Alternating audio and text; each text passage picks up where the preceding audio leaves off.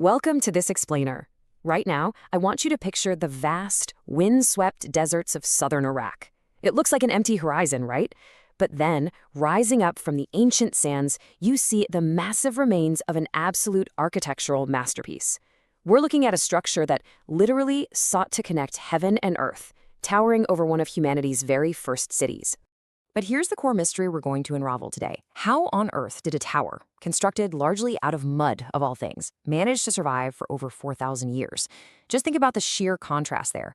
You've got deeply fragile building materials going head-to-head with 4 millennia of rising and falling empires, relentless warfare, and just the harsh, grinding forces of natural decay. And yet, there it is, still standing. Let's figure out how. Section 1. A Stairway to Heaven. The grand vision of Ur-Nammu. Okay, let's dive into this. The year is 2100 BCE, and we're right in the cradle of civilization between the Tigris and Euphrates rivers. King Ur-Nammu, who founded the third dynasty of Ur, has just launched an incredibly ambitious project. Together with his son, Shilgi, who took the reins later on, they ordered the creation of this massive structure to honor Nanna, the Sumerian moon god. Ur-Nammu was totally convinced that honoring the gods on this colossal scale was absolutely crucial for locking in prosperity and stability for his kingdom. Now, to really grasp the sheer scale of this, we've got to understand what they were actually building. A ziggurat wasn't some hollow temple or vast empty cathedral that people gathered inside. Nope, it was a massive stepped structure acting as a totally solid raised platform. You can think of it as a man-made sacred mountain. The Sumerians believed the gods lived up in the heavens, right? So by building these elevated structures, they were quite literally forging a physical bridge between our human world and the divine realm. Section 2. Engineering an ancient marvel. Building the sacred mountain. Now, what's really interesting about this slide is the sheer scale. Originally, the Ziggurat of Ur stood over 30 meters high. To put that in perspective, that is roughly the height of a modern 10-story building, just looming over the ancient flat plains. It featured these multiple stepped terraces rising super dramatically toward the sky, complete with massive stairways that worshippers would ascend. And honestly, this is where the engineering brilliance just blows your mind.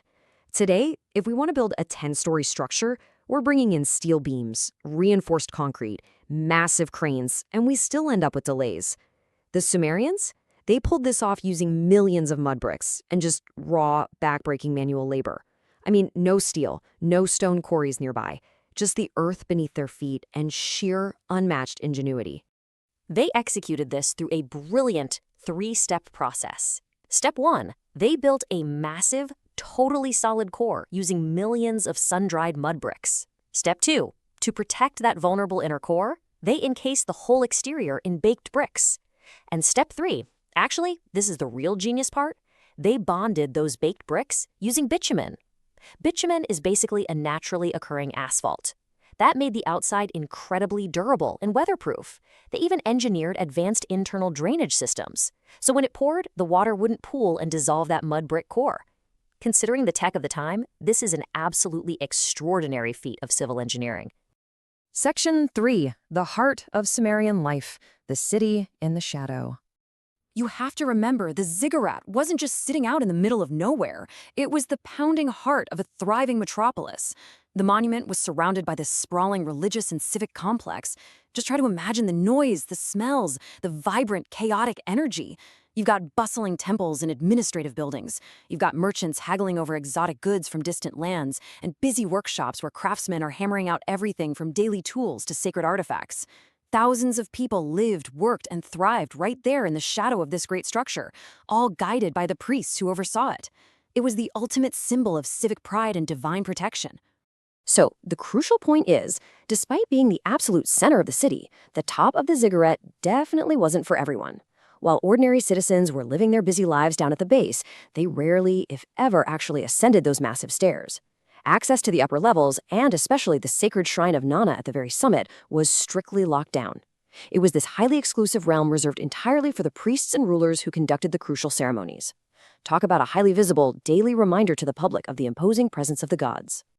Section 4. Lost to the Sands. The Fall of Ancient Ur. Let's move to and see how this builds, because as with all great empires, the golden age of Ur couldn't last forever. After its glorious construction around 2100 BCE, the city slowly fell into decline. Empires shifted. The Ziggurat suffered from warfare and just painful long-term neglect. By the 6th century BCE, the Babylonian king Nabonidus actually recognized its immense historical value and attempted a restoration. But, well, Babylon fell too, and the site was completely abandoned.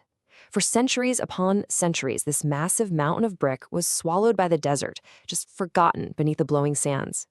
It wasn't until the 1920s and 30s that British archaeologist Sir Leonard Woolley led excavations that finally unearthed its grandeur, bringing it back into the light of the modern world. Section 5. Rebirth and Enduring Legacy, a Monument for the Ages. And this brilliantly illustrates the true legacy of Ur, as our source material highlights. The ziggurat was designed not merely as a building, but as a sacred mountain, a bridge between the human world and the divine realm. Even after facing harsh environmental decay, and let's not forget modern conflicts in Iraq, the lower terraces and that famous grand staircase miraculously survive today. It stands as an incredible testament to early humanity's deep, driving desire to organize society, push the absolute limits of engineering, and reach far beyond ourselves to connect with something greater. It quite literally shaped the architecture of the entire ancient Near East. As we wrap up this explainer, I really want to leave you with a final thought.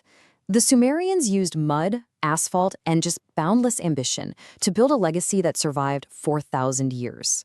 So, when the sands of time eventually blow over our modern world, what monuments of ours will still be standing 4 millennia from now? It really makes you think about what we truly value today, doesn't it?